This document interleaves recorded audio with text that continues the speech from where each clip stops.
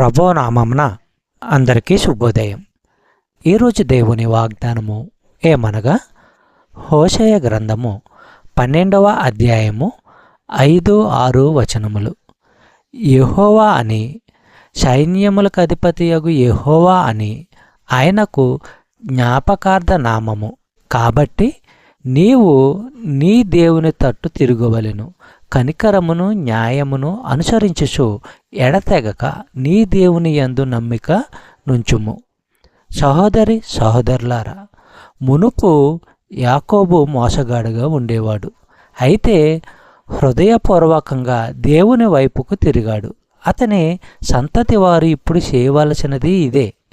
దేవుని ప్రజలు దేవుని సహాయం కోసము, అనుగ్రహం కోసము ఆయన వైపే చూడాలి కానీ మనుషుల నుండి సహాయము పొందే ప్రయత్నాలు చేయకూడదు.